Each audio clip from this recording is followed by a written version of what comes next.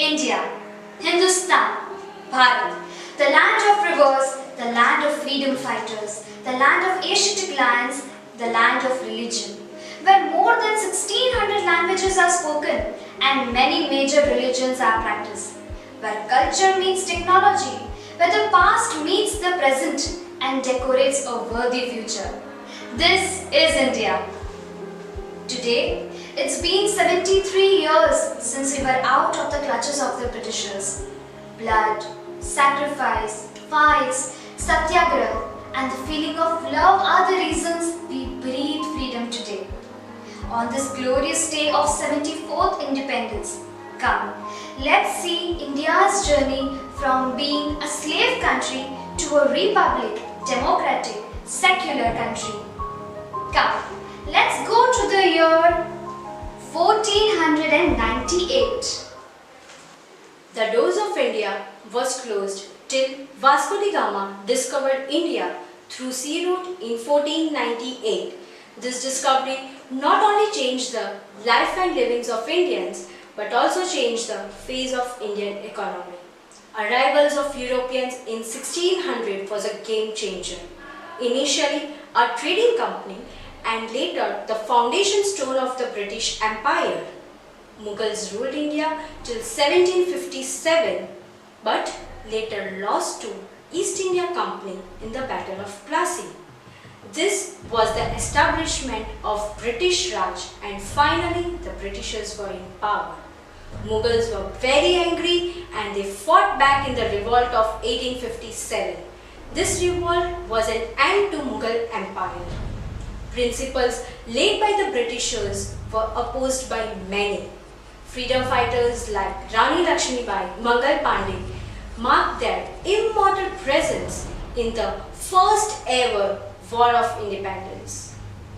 Later, in 1885, there was a formation of political organization, the Indian National Congress. It is regarded as the first all India groups to have marked the beginning of freedom movement. Early leaders of this group believed in petition, writing request, whereas the new leaders, Lala Lajpat Rai, Bipin Chandra Pal, Bal Gangadhar Tilak, also known as Lal, Bal, Pal, trio, believed in immediate actions and the participation of common people. The increasing unity was a threat to the Britishers. In 1905, Bengal was the capital of British India. But back then, there were many revolutionaries, so it was difficult for them to rule.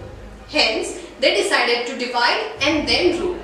But the division was based on religion, that is Hindu and Muslim, convincing the people about their strategic decision, and their intention was Ek Tir Se Do Nishan. Emotionally disturbed Indians started Swadeshi movement, and it was only then the Britishers decided to reunite Bengal in 1911. But the seeds of partition had already grown in the minds of India in the form of Muslim League in 1905. To be on a safer side, Britishers decided to shift their capital to Delhi in 1912. In 1915, Gandhiji returned from South Africa, and on his return to India, he started a Champaran Satyagraha. This is said to be the first Satyagraha in India, and it was successful. Satya, Ahimsa and Tapasya, that is, truth, non-violence and willingness for self-sacrifice forms the core of the weapon that Gandhiji was determined to use against the British Raj. He was the one who united the whole country as one force. But Jallianwala Bagh incident in 1919 added fuel to fire. आप फंसे थे मौत के मुंह में, नहीं कोई बचने वाला था, हुआ था हत्याकांड जहां वो बाग जलियांवाला था।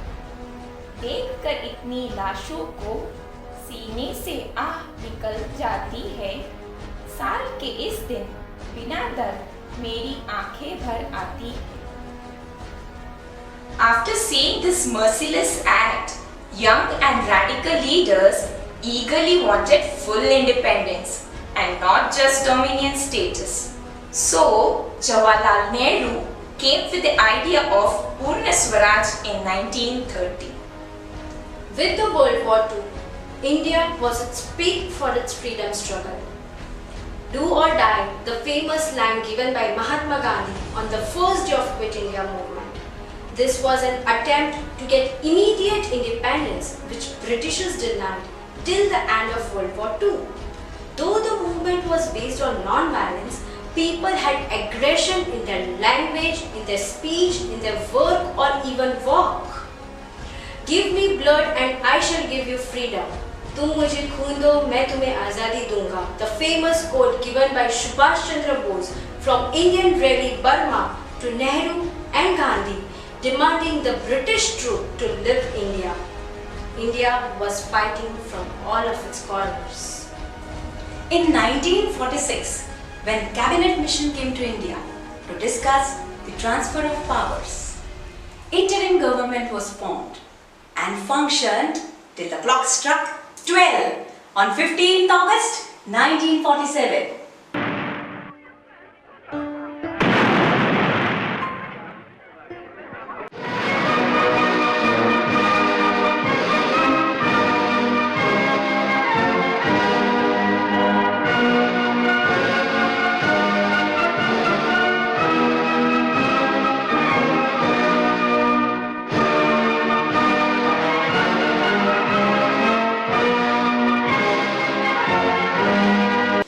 Last, India was free from the hands of Britishers, but the challenge was of its administration.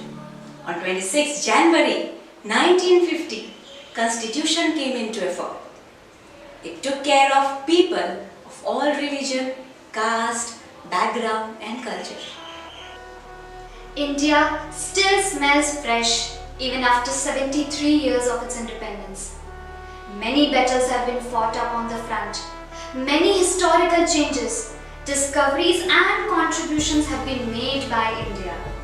Exceptional space work and research, experimenting on its nuclear progress, care toward its special and endangered species, building relation with different nations, and its constant striving nature to develop makes her a young nation.